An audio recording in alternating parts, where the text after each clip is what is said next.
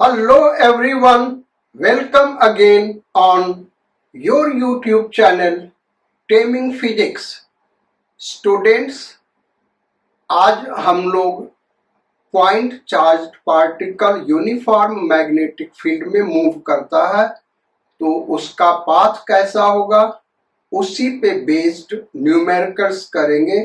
Last class में theory हमने already discuss किया हुआ है, तो इस वीडियो को देखने के पहले आपको अगर थियरी अच्छे से नहीं याद है तो एक बार फिर से रिवाइज करिए, फार्मूले सारे याद कर लिए, फिर हम न्यूमेरिकल्स स्टार्ट करते हैं। So question number 1। Question number 1 ये है, a proton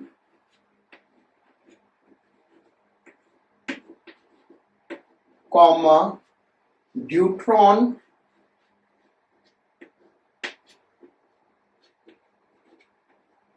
comma tritium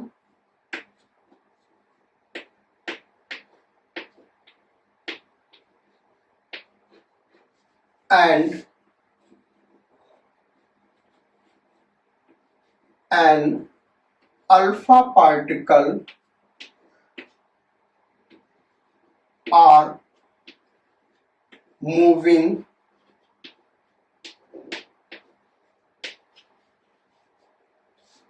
on circular path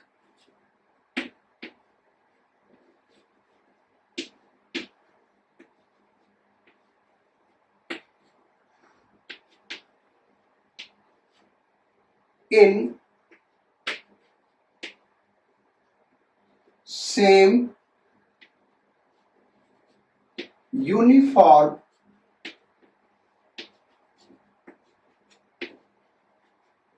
magnetic field.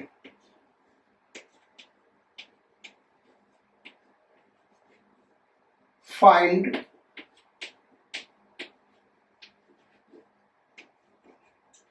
ratio of their time period, ratio of their time period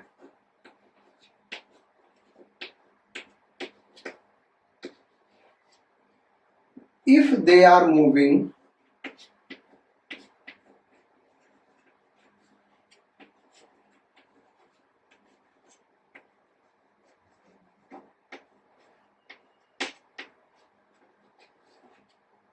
with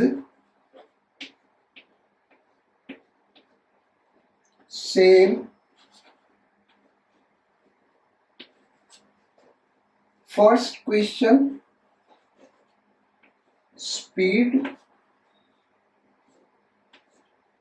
second question linear momentum, third question kinetic energy, last question accelerated through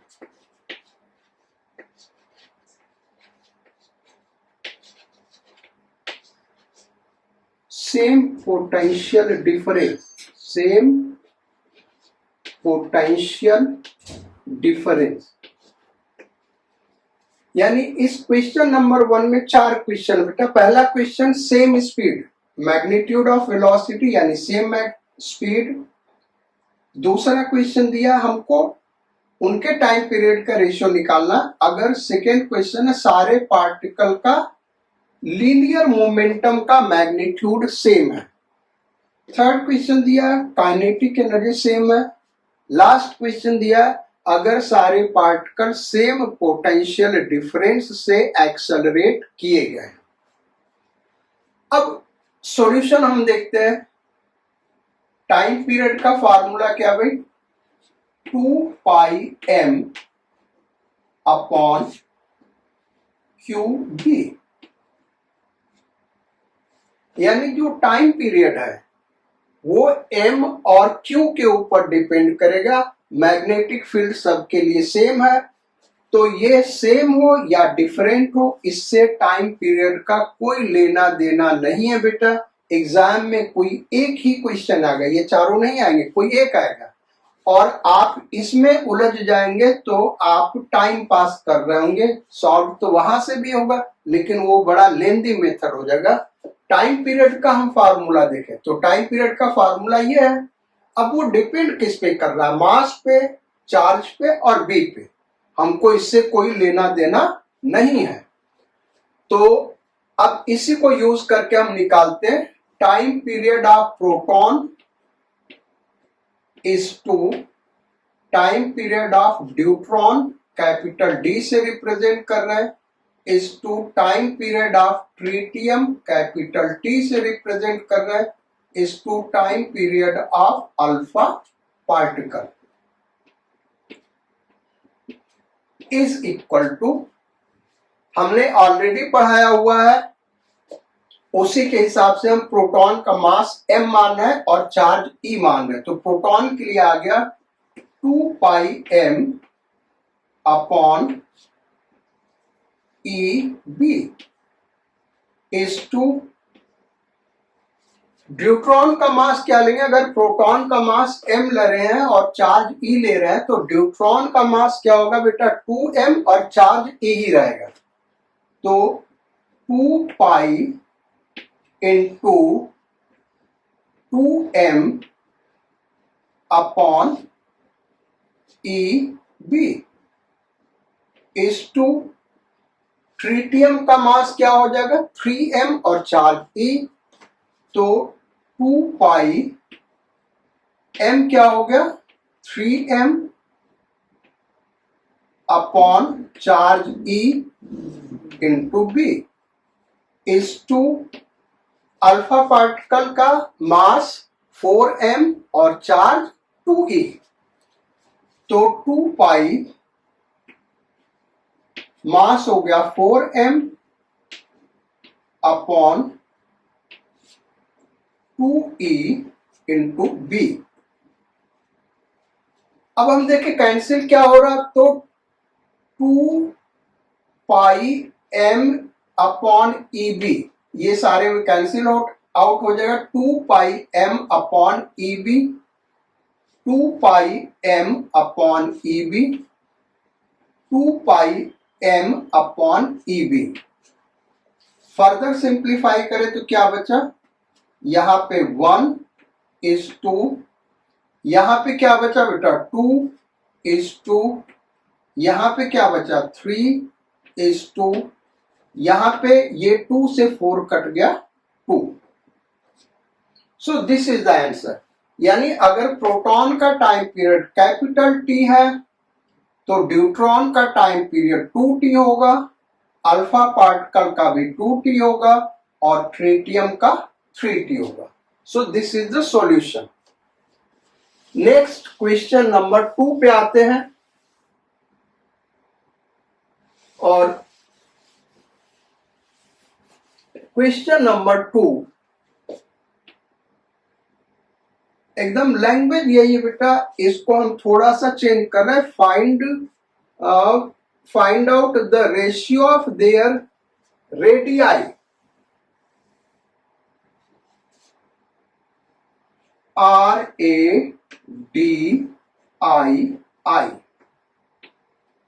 question ये है, a proton, deuteron, tritium and an alpha particle are moving on circular path in same uniform magnetic field. Find out ratio of their radii if they are moving with same, first question speed, second question magnitude of linear momentum, third question kinetic energy, fourth question accelerated through same potential difference। अब इसके लिए अगर हम formula देखें radii का, तो radius का formula होता है mv upon Q B.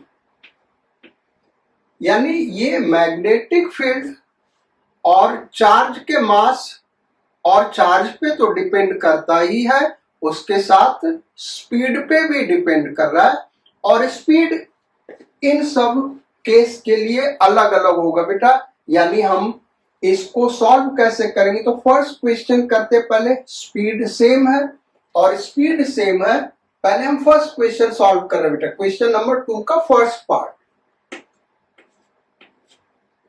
radius of proton is to radius of deuteron is to radius of tritium is to radius of alpha particle is equal to, speed सबका same है तो proton के लिए mv upon ev is to deuteron के लिए mv upon 2m हो जाएगा ना, ड्यूट्रॉन का मास 2m लेंगे बेटा, upon ev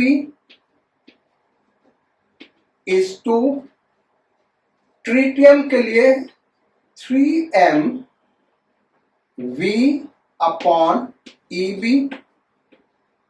is to alpha particle के लिए 4m v अपॉन 2ev।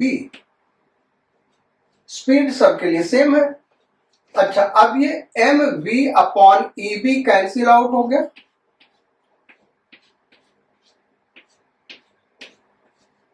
तो ये आंसर आ गया 1:2:3:2। ये उनके रेडियस का रेशियो होगा अगर स्पीड सेम है। ये हमारा फर्स्ट पार्ट हो गया बेटा। सेकेंड पार्ट पे आते हैं। सेकेंड पार्ट के लिए हम रेडियस का फॉर्मूला क्या लिखें अगर लीनियर मोमेंटम सेम है, तो यहां पे हम दिखा रहे, पहले फार्मूला लिख दे रहे बेटा यहीं पे, और फिर उसके वैल्यू को पुट करेंगे। आर का फार्मूला है mv अपॉन qb। अब mv क्या है बेटा, मैग्नीट्यूड ऑफ लीनियर मोमेंटम, तो इसको हम लिख दें p अपॉन qb। तो अब यहां से सॉल्व करेंगे तो आसान होगा। आप लीनियर मोमेंटम से v निकालेंगे और v के टर्म में फिर यहां पुट करेंगे, वो कठिन। हम ये फार्मूला यूज कर रहे हैं भाई, mv क्या लीनियर मोमेंटम और लीनियर मोमेंटम सेम है, तो इसके अकॉर्डिंग लिखा जाए तो प्रोटॉन के लिए क्या हो गया, p upon ev is to, deuteron के लिए लीनियर मोमेंटम सेम है, p upon charge e into b is to, tritium के लिए भी लीनियर मोमेंटम p ही है, upon charge e b is to, alpha particle का भी लीनियर मोमेंटम सेम है, p upon 2e b is equal to, p upon e b cancel out हो गया, 1 is to 1 is to 1 is to 1/2। अब fraction कभी भी जो ratio कभी भी फ्रैक्शन में नहीं आता बेटा, तो इसमें 2 से मल्टीप्लाई कर दे तो ये हो गया 2 is to 2 is to 2 is to 1। So this will be answer of second part. Second part का आंसर ये होगा। अब आते हैं भाई हम थर्ड पार्ट पे। तो थर्ड पार्ट को सॉल्व करते बेटा।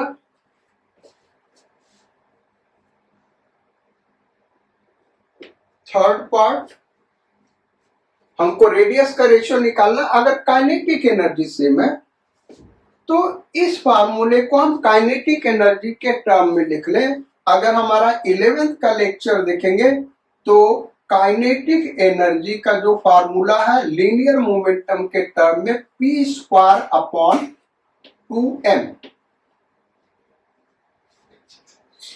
भाई P को क्या हो जाएगा, P² / 2m। हाँ, यानी P क्या हो जाएगा, √2mk।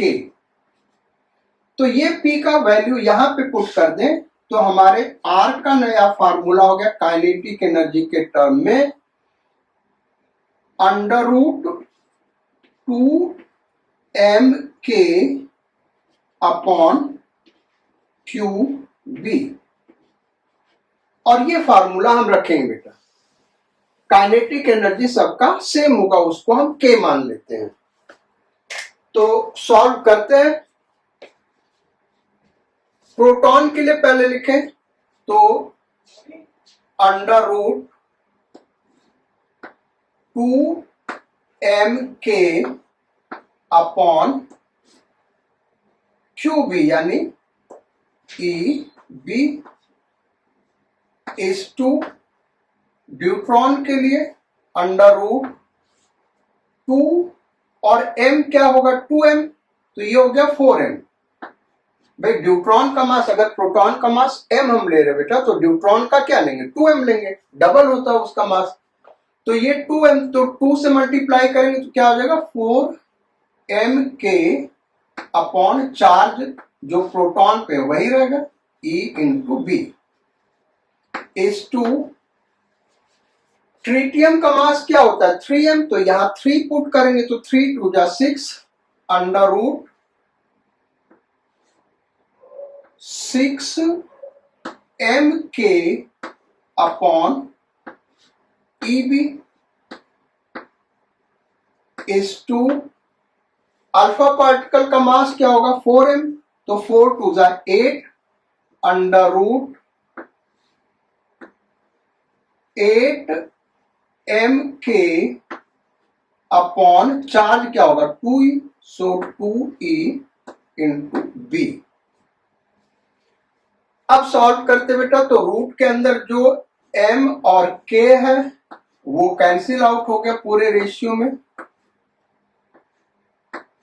फिर यहां पे EB कैंसिल आउट हो गया।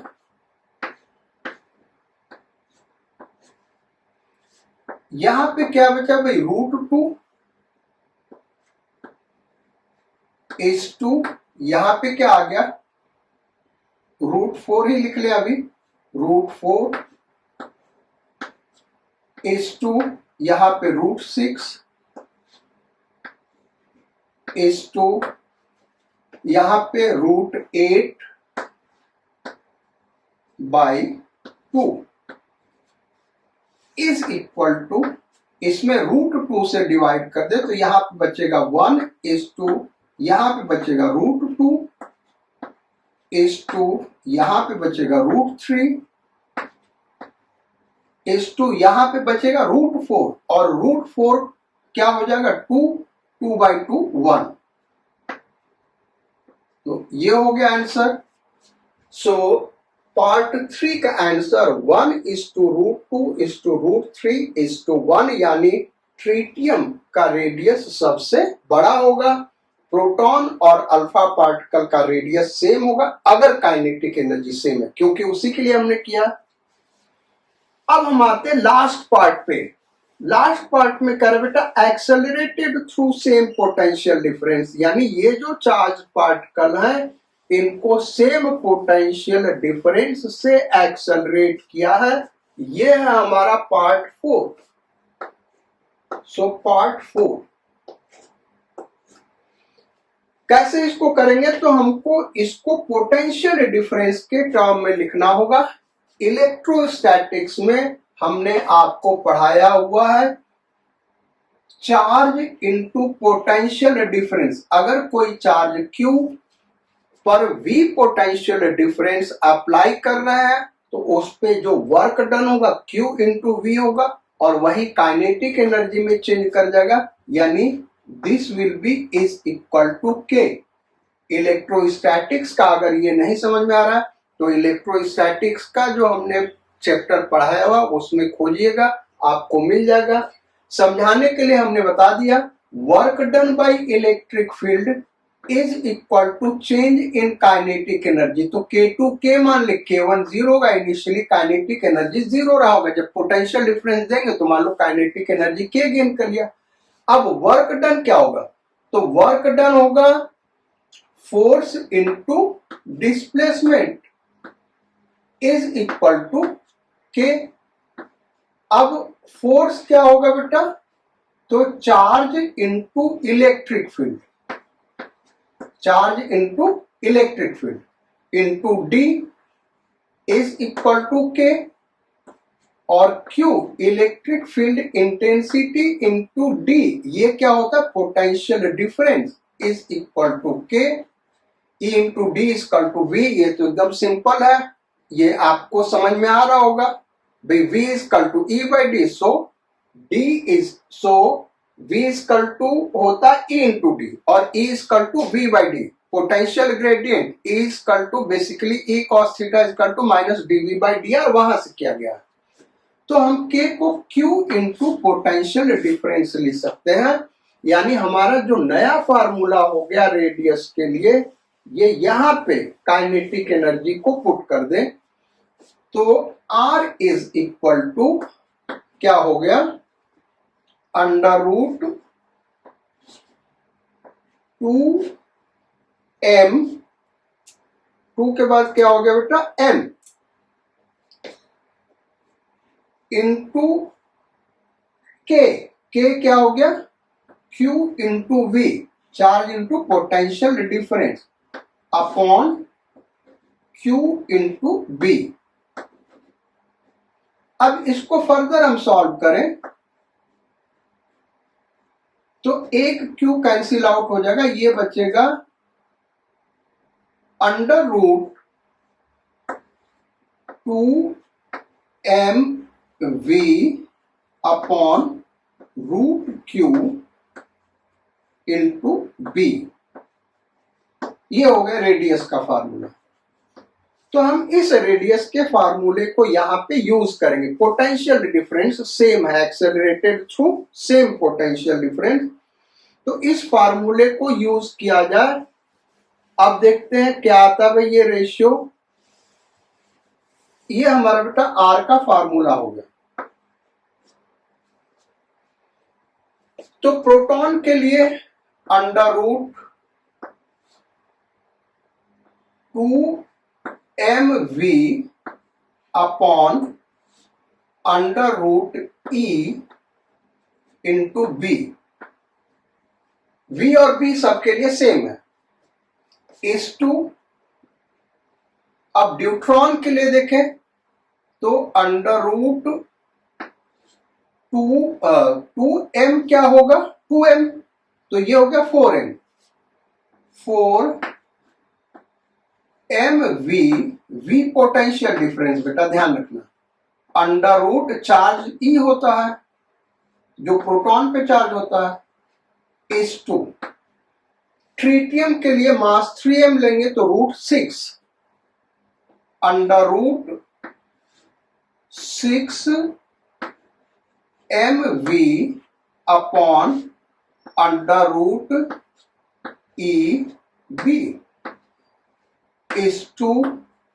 अल्फा पार्टिकल के लिए मास 4m और चार्ज 2e, तो 4m लेंगे तो ये 8 हो गया, तो under root 8m capital V potential difference upon under root 2e, root के बाहर B।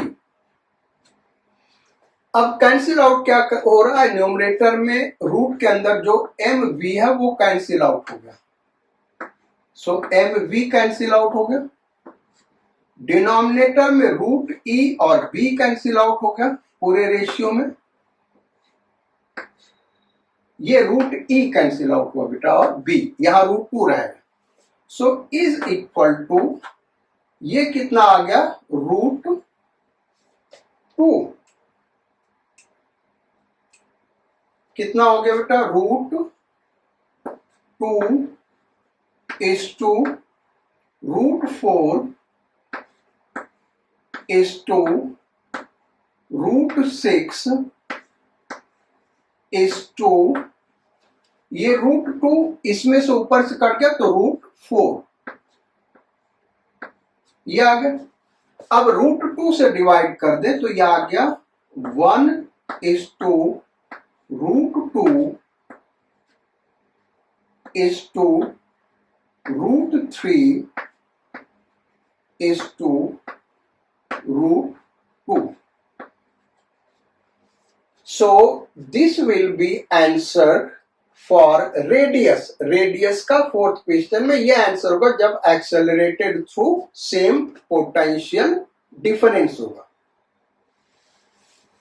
तो ये हो गए हमारे बेटा 2 क्वेश्चंस।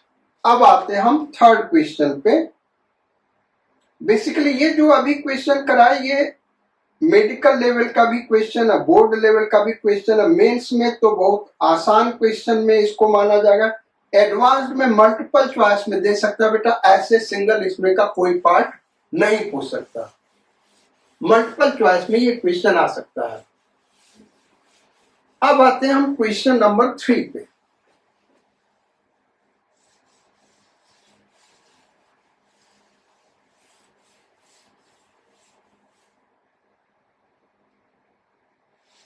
सो क्वेश्चन नंबर 3 क्या नोट करिए।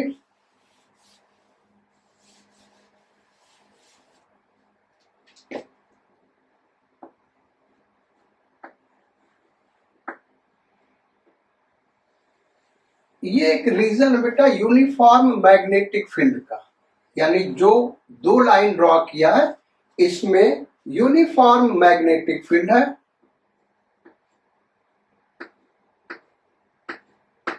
इस तरीके से क्रॉस मैग्नेटिक फील्ड यानी वर्टिकली डाउनवर्ड।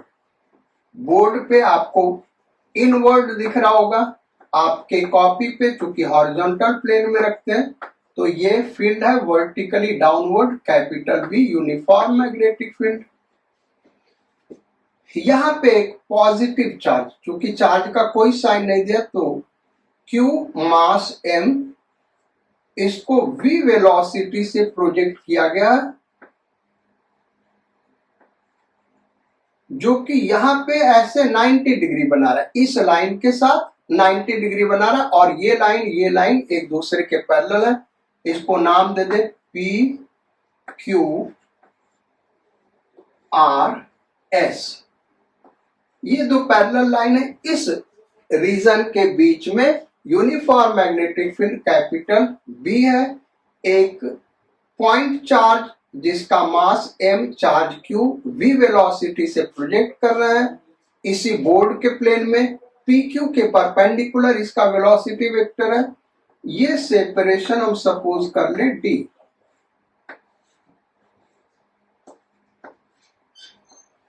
क्वेश्चन ये है find minimum value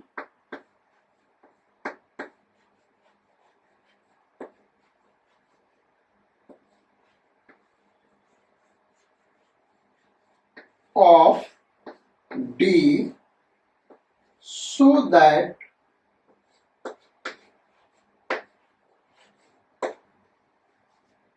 point charge reflects back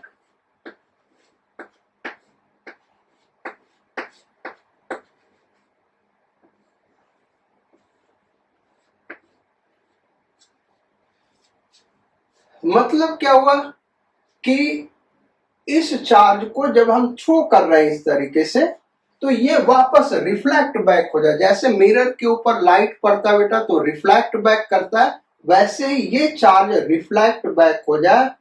D का मिनिमम वैल्यू, इस डी का मिनिमम वैल्यू क्या होना चाहिए।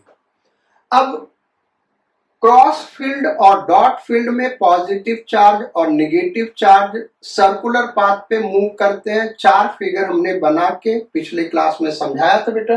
देखो ये इस रीजन में जो ही इंटर करेगा तो यहाँ पे वेलोसिटी वेक्टर का डायरेक्शन ये होगा और मैग्नेटिक फोर्स लगेगा वेलोसिटी वेक्टर के परपेंडिकुलर किस डायरेक्शन में लगेगा, तो B inwards velocity vector thumb के डायरेक्शन में, तो मैग्नेटिक फोर्स ऊपर की ओर लगेगा, यानी मैग्नेटिक फोर्स टुवर्ड सेंटर इधर लगेगा ना, जो मैग्नेटिक फोर्स का डायरेक्शन होगा वो ये लगेगा। और चूंकि ये सर्कुलर पाथ पे चलेगा इसलिए ये किधर लग रहा है, फोर्स टुवर्ड्स सेंटर। अब हम मान लें कि यहां कहीं पे इसका सेंटर है, तो यहां तक तो स्ट्रेट लाइन पे चलेगा, लेकिन जो ही मैग्नेटिक फील्ड में इंटर करेगा वो सर्कुलर पाथ पे चलना शुरू करेगा जिसका सेंटर O है। इसको सेंटर मान के हम एक सर्कुलर पाथ यहां पे ड्रॉ कर दें, तो ये इस तरीके से सर्कुलर पाथ पे चलेगा और फिर ये इसी तरीके से बाहर निकलेगा,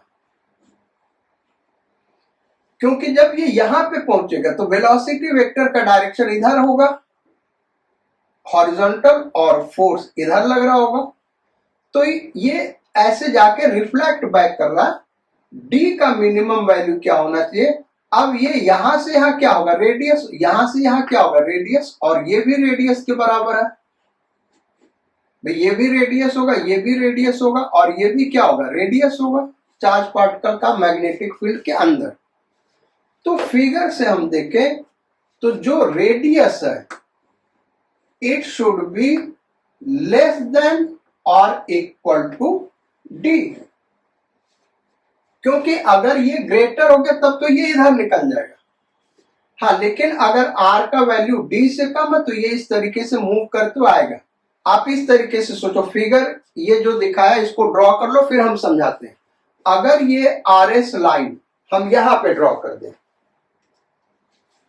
सपोज कर लो ये RS लाइन यहां पे हमने ड्रॉ कर दिया, ऐसे ड्रॉ कर दिया, तो अब क्या होगा, जो यहां पे जब पहुंचेगा चार्ज पार्टिकल तो इसके बाद तो मैग्नेटिक फील्ड खत्म हो गया, फोर्स खत्म हो जाएगा, तो टेंजेंट के डायरेक्शन में नहीं ऐसे निकल जाएगा, और ऐसे निकल जाएगा तो रिफ्लेक्ट बैक नहीं करेगा। तो रिफ्लेक्ट बैक करने के लिए कंडीशन क्या होगा बेटा, जो R का वैल्यू है वो D से कम होना चाहिए, यानी दूसरे शब्दों में हम कह सकते हैं D should be greater than और equal to R। So D should be greater than or equal to R का वैल्यू क्या होगा mv अपॉन qb। तो अब D का मिनिमम वैल्यू क्या लेंगे, क्योंकि हमसे पूछा गया मिनिमम वैल्यू, तो D इससे ग्रेटर होना चाहिए या क्रिटिकली बराबर होना चाहिए, तो हम कहेंगे D minimum is equal to mv upon QB। ये इसका आंसर हो गया। ये हो गया हमारा थर्ड क्वेश्चन। अब आते हैं क्वेश्चन नंबर 4 पे।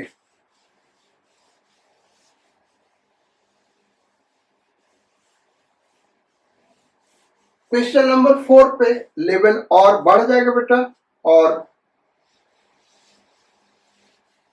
क्वेश्चन नंबर 4 तक हम सजेस्ट करेंगे कि मेडिकल के स्टूडेंट्स देखें। उसके आगे जो क्वेश्चंस होंगे वो मेंस और एडवांस्ड लेवल के होंगे। हाँ, उसका कुछ एक जो सिंपल पार्ट है वो मेडिकल के लिए ठीक है, तो जो सिंपल पार्ट आपको लगेगा क्वेश्चन नंबर 4 के आगे उन्हीं को आप करिएगा। जो कठिन पार्ट लगेगा मेडिकल के स्टूडेंट छोड़ देंगे बेटा, क्योंकि वो क्वेश्चंस उनके लिए नहीं है। क्वेश्चन नंबर 4 वो इस तरीके से है,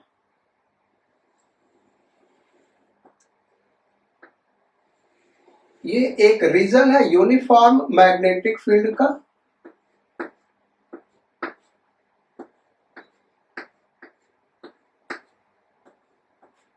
और uniform magnetic field capital B है। एक पॉइंट चार्ज जिसका mass m, charge q, v velocity से प्रोजेक्ट किया जा रहा है। जो यहाँ पे 90 डिग्री बना रहा है, यानी इस लाइन के परपेंडिकुलर इसी बोर्ड के प्लेन में प्रोजेक्ट किया गया है। अब हम यहां पे इसको ले रहे हैं एक्स एक्सिस और इसको ले रहा है Y axis. This is X axis, this is Y axis, और ये जो पॉइंट है बेटा ओरिजिन है। फाइंड क्या करना है? फाइंड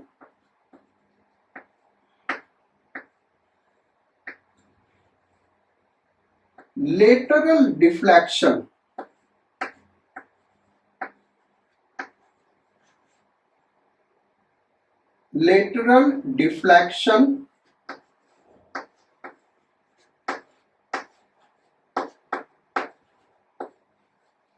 and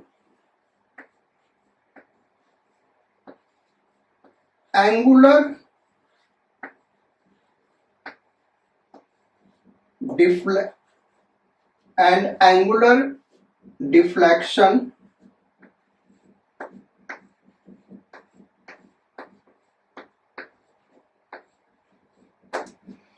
इसको डिस्प्लेसमेंट लिख लेते हो बेटा। वैसे डिफ्लेक्शन भी करेक्ट है, लेकिन डिस्प्लेसमेंट लिख देते हैं। Lateral displacement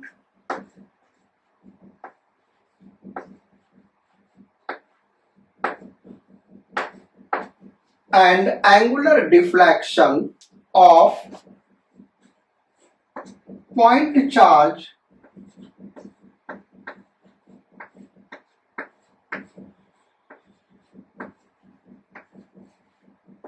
when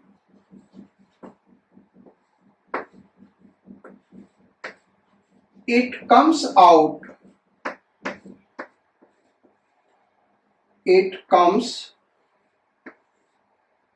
out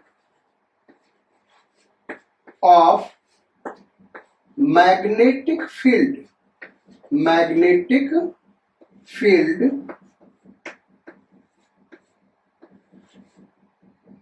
if ये डी दिया हो बेटा, ये क्या दिया हुआ? डी, यहां से यहां। अब इफ क्वेश्चन हम दे रहे हैं, इसके बाद if first question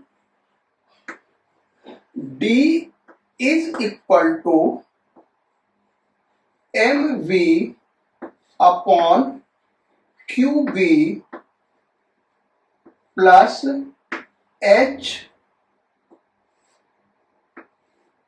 limit h tends to 0.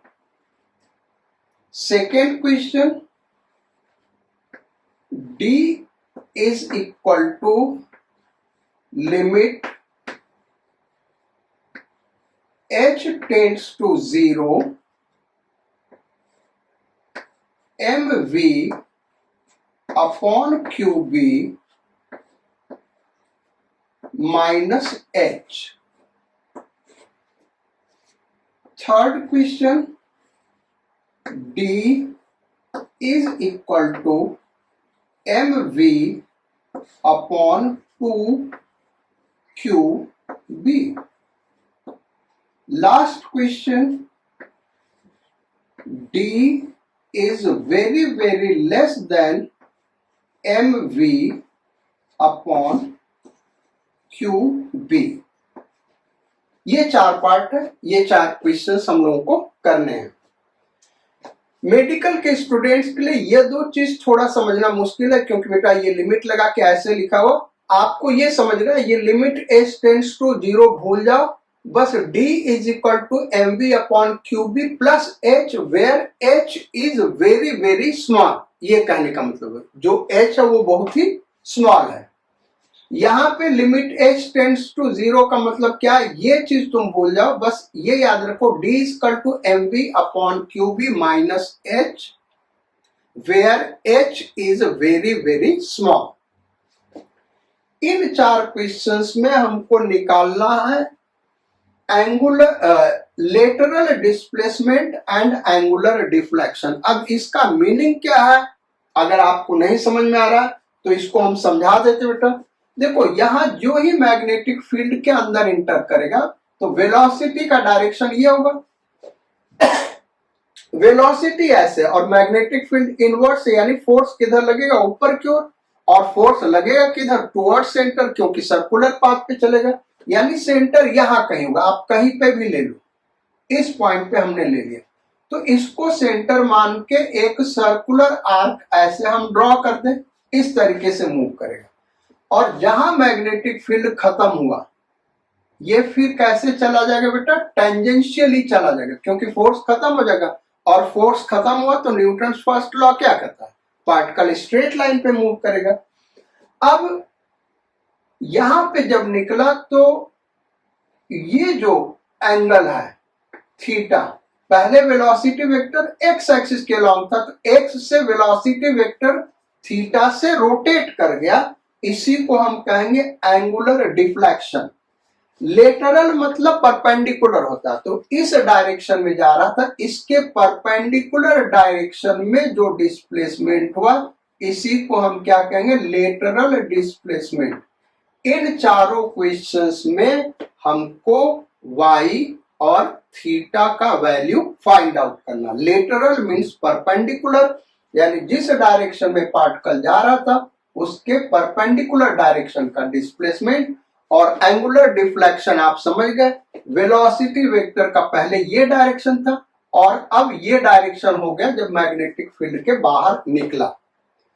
अब मैग्नेटिक फील्ड के बाहर क्यों निकलेगा, तो इसके लिए हम आइडिया पहले दे दें। अभी जो पिछला क्वेश्चन किया था बेटा, मैग्नेटिक फील्ड के बाहर न निकल के रिफ्लेक्ट बैक कर जाए, उसके लिए हमने क्या कंडीशन दिया था कि D should be greater than or equal to mv upon qb। अब फर्स्ट पार्ट को करते बेटा, जब फर्स्ट पार्ट को हम करेंगे तो D is greater than mv upon qb, यानी जो मैग्नेटिक फील्ड का ये वाला रीजन है वो रेडियस से ज्यादा हो गया। अभी पिछला जो क्वेश्चन किया था तो उसमें क्या हो रहा था, रिफ्लेक्ट बैक हो रहा था, यानी फर्स्ट पार्ट में क्या होगा, ये चार्ज पार्टिकल ऐसे रिफ्लेक्ट बैक कर जाएगा, क्योंकि जो D है उसके रेडियस से ज्यादा है, भले ही थोड़ा सा ज्यादा है लेकिन ज्यादा है। तो फर्स्ट पार्ट का आंसर क्या होगा, जो पिछला क्वेश्चन किया था उसी को ध्यान में रखिएगा, वहीं से हम आंसर बता रहे हैं। देखो ये एक्स एक्सिस है और ये वाई एक्सिस है, तो रिफ्लेक्ट बैक करेगा तो ऐसे ही करेगा, ऐसे रिफ्लेक्ट बैक करेगा, यही होगा ना भाई। मैग्नेटिक फील्ड का जो डायरेक्शन है वो वर्टिकली इनवर्स है और ये इस तरीके से, और मैग्नेटिक फील्ड जो D का रीजन है, जो D है वो R से ज्यादा है, और R से ज्यादा तो ये रिफ्लेक्ट बैक करेगा। तो रिफ्लेक्ट बैक करेगा तो देखो पहले वेलोसिटी वेक्टर का ये डायरेक्शन था और अब ये हो गया, यानी कितने एंगल से रोटेट किया, theta is equal to pi radian से रोटेट कर देगा, 180 डिग्री या पाई रेडियन। और लेटरल डिस्प्लेसमेंट क्या हुआ बेटा, ओरिजिन पे था और निकल रहा है यहाँ पे, तो ये 2r के बराबर है, 2 टाइम्स रेडियस के बराबर हो गया ना, यहाँ सेंट्रल ले तो ये r और ये r, 2r, और r क्या है, mv अपॉन qb, तो y का वैल्यू क्या हो गया, 2mv अपॉन qb। ये तो हो गया हमारे फर्स्ट पार्ट का आंसर। अब सेकेंड पार्ट पे आते बेटा, तो सेकेंड पार्ट को हम दिखा रहे हैं। सेकेंड पार्ट में बेसिकली हो क्या रहा है, यहां पे हम दिखाएं X axis Y axis, charge particle ऐसे मूव कर रहा था, लेकिन अगर मैग्नेटिक फील्ड ये हमारा रेडियस है, इस पॉइंट पे अगर हम देखें तो वेलोसिटी का डायरेक्शन क्या ये है, इस पॉइंट पे वेलोसिटी का डायरेक्शन ये है। अब इससे थोड़ा सा कम कर दे, यहां पे देखो वेलोसिटी का डायरेक्शन ये है बेटा, यहां पे वेलोसिटी का डायरेक्शन ये होगा, यहां पे वेलोसिटी का डायरेक्शन ये होगा, तो इससे थोड़ा सा कम कर दे, टेंड्स टू जीरो कम कर दे, तब क्या होगा, ये मैग्नेटिक फील्ड के बाहर निकलेगा और जो एंगल होगा करीब करीब 90 होगा और जो पोजीशन होगा वो रेडियस के बराबर होगा, यहाँ पे निकलेगा तो जो पोजीशन होगा बेटा वो करीब करीब रेडियस के बराबर होगा और एंगल क्या होता है, अप्रोक्सीमेटली 90 डिग्री से रोटेट कर जाएगा, अप्रोक्सीमेटली 90 डिग्री से रोटेट कर जाएगा, क्योंकि जो डी का वैल्यू है वो स्लाइटली लेस देन आ रहा है, tends to zero, slightly less than आ रहा है। तो सेकेंड क्वेश्चन में जो y का वैल्यू होगा वो होगा mv/qb, रेडियस के बराबर, और जो थीटा होगा बेटा वो क्या होगा भाई, 90 डिग्री, π/2। ये हो गए हमारे 2 पार्ट्स। अब थर्ड पार्ट पे आते हैं। ये दोनों क्वेश्चन बेटा मेडिकल लेवल में भी आ सकता है, आसान क्वेश्चन है। थर्ड पार्ट है वो भी थर्ड फोर्थ दोनों मेडिकल लेवल के लिए माना जा सकता है करेक्ट क्वेश्चन, यद्यपि उसको टफ कैटेगरी में रखेंगे। थर्ड पार्ट करें कैसे, तो थर्ड पार्ट के लिए इसको हम यहीं पे सॉल्व करेंगे बेटा। डी जो है mv/2qb है और mv/qb क्या है, रेडियस, तो रेडियस के हाफ है, ये डी जो है वो क्या है, रेडियस के हाफ के बराबर है। यहां पे हम लिख दे रहे हैं r/2, इसी को हम क्या लिख दे रहे हैं, r/2। अब यहां पे हम सेंटर मान ले, इस पॉइंट पे न मान के यहां पे हम सेंटर मान ले, ये यहां से यहां तक क्या भाई r, ये वैल्यू क्या है बेटा r, और ये जो वैल्यू है यहां से यहां तक ये r/2 है। जब बाहर निकलेगा तो ये इसका ये पोजीशन इस तरीके से होगा। अच्छा, ये एंगल थीटा हमको निकालना है। आप अगर देखो तो इसको पीछे हम बढ़ा दें तो ये भी थीटा होगा, इसको पीछे हम बढ़ा दे बेटा तो ये एंगल क्या होगा, this angle will be theta. ये कितना है भाई, 90 डिग्री, इसको इधर हम बढ़ा दें ऐसे,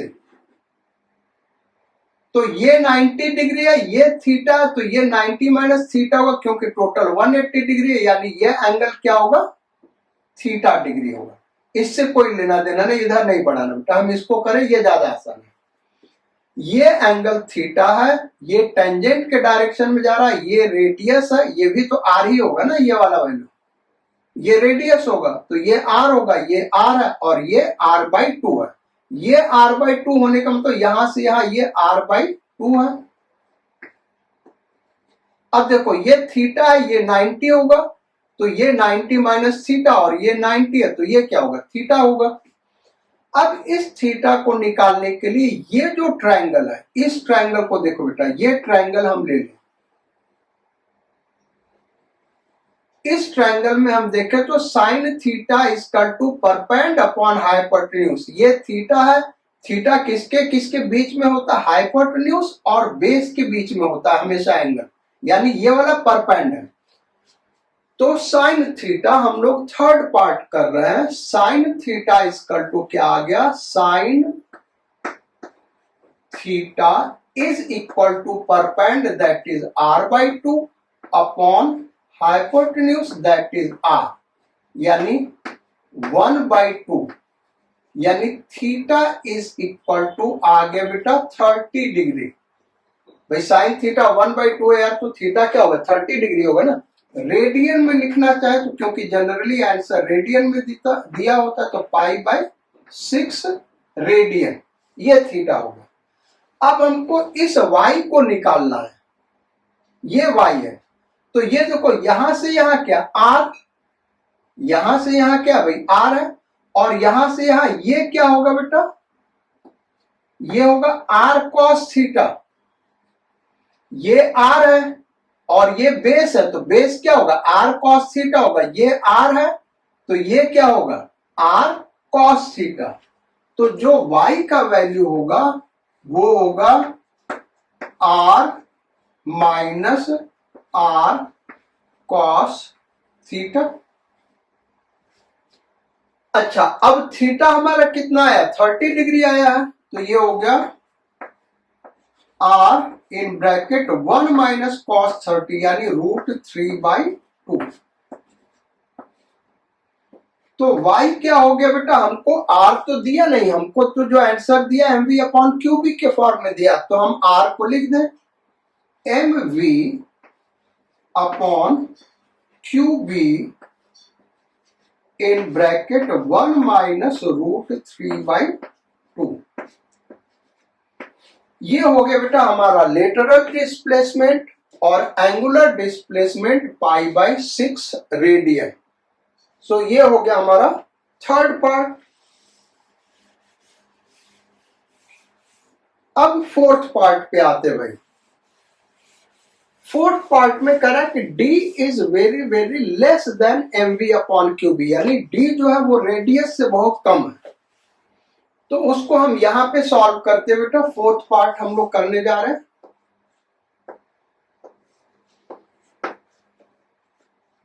सो फिगर हम यहां पे ड्रॉ कर दे रहे हैं। ये इस तरीके से क्रॉस मैग्नेटिक फील्ड है। चार्ज पार्टिकल हमने ऐसे प्रोजेक्ट किया, मास m, charge q, v velocity से प्रोजेक्ट किया, ये एंगल 90 डिग्री है। यहां पे जो इंटर करेगा वेलोसिटी वेक्टर इधर है, x एक्सिस के अलॉन्ग है, तो जो मैग्नेटिक फोर्स लगेगा वो इस y एक्सिस के अलॉन्ग लगेगा, यानी ये ऐसे सर्कुलर पाथ पे बेंड करेगा, ऐसे मान लो बेंड कर गया। अब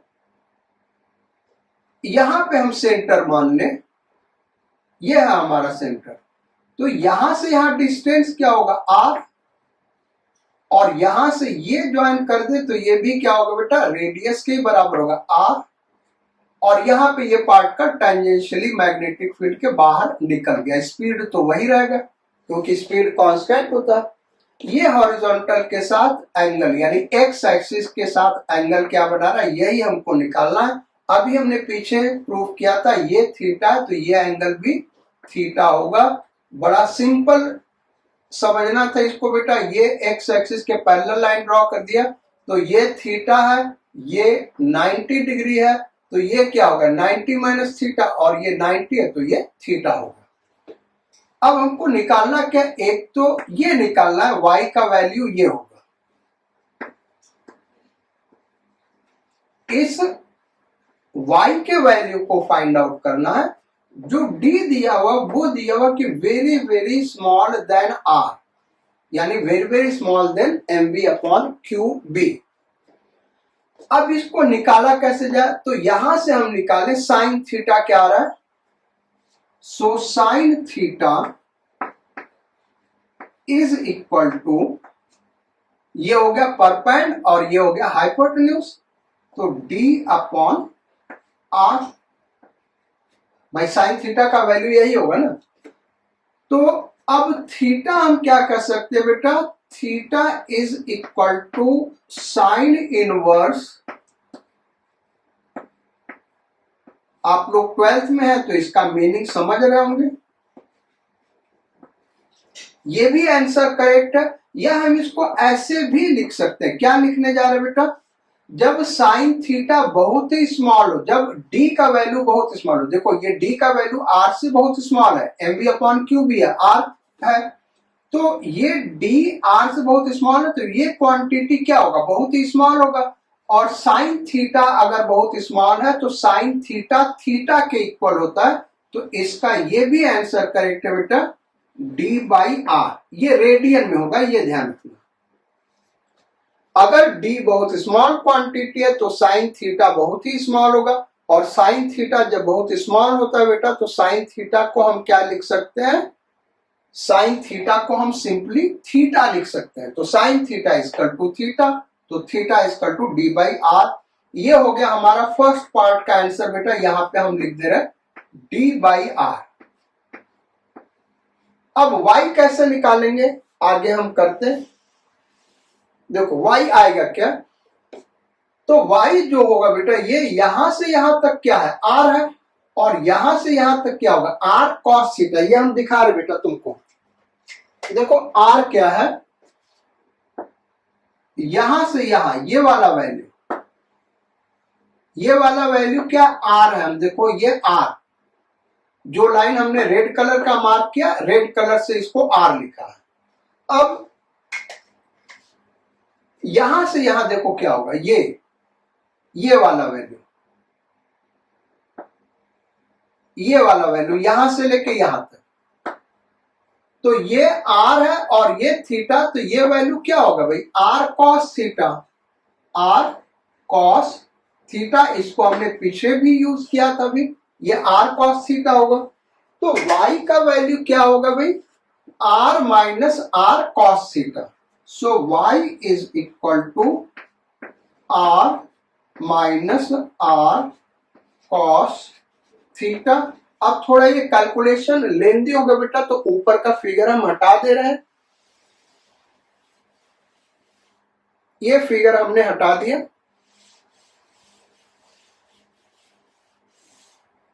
अब हम आगे कर रहे हैं, आर इसमें से कॉमन ले लिया, यहां पे ब्रैकेट आ गया 1 minus cos theta. Cos theta को क्या लिख सकते हैं, under root 1 minus sine square theta. ऐसे हम क्यों लिख रहे बेटा, क्योंकि हमको साइन थीटा का वैल्यू पता है भाई। इसको सॉल्व करो तो फिर से कॉस थीटा ही आ गया ना। फायदा हमको ये मिला कि साइन थीटा का वैल्यू पता, तो यहां पुट कर देंगे। तो ये आ गया आर इन ब्रैकेट 1 माइनस, ये अंडर रूट का मतलब क्या हुआ, पावर हाफ। अंडर रूट का मतलब power half, 1 minus sine theta का स्क्वायर, और साइन थीटा क्या, डी बाई आर, तो स्क्वायर स्क्वायर करेंगे तो D square by R square. Further solve करते, y is equal to R 1 minus, अब बाइनोमियल एक्सपेंशन हमने पढ़ाया होगा बेटा, और वो फार्मूला है 1 plus X to the power n is equal to 1 plus N X if x tends to 0, यानी x बहुत ही स्मॉल क्वांटिटी। तो यहां पे जो देखें तो d is very very less then r, तो जो d स्क्वायर होगा वो r स्क्वायर से तो और लेस होगा। तो ये क्वांटिटी क्या है, बहुत ही स्मॉल क्वांटिटी है, यानी इस पावर से यहां मल्टीप्लाई कर सकते हैं। तो ये ब्रैकेट में आ गया 1 माइनस पावर हाफ से मल्टीप्लाई कर दिया d square upon 2r square. अब ये ब्रैकेट ओपन कर दे बेटा, तो ये आ गया r इन bracket 1 minus 1 plus D square upon 2r square. Further देखें भाई, इसको फर्दर सॉल्व किया गया बेटा, तो फर्दर ये वैल्यू कितना आ रहा है, थोड़ा सा इरेज कर ले, बोर्ड गंदा हो गया भाई। आप लोग क्लियर दिखेगा नहीं बेटा, इसलिए इसको इरेज कर दे रहे हैं। बहुत ही इंपॉर्टेंट क्वेश्चन है ये बेटा। तो ये 1 से 1 कैंसिल आउट हो गया, एक r से r कैंसिल आउट हो जाएगा, डी स्क्वायर अपॉन 2r।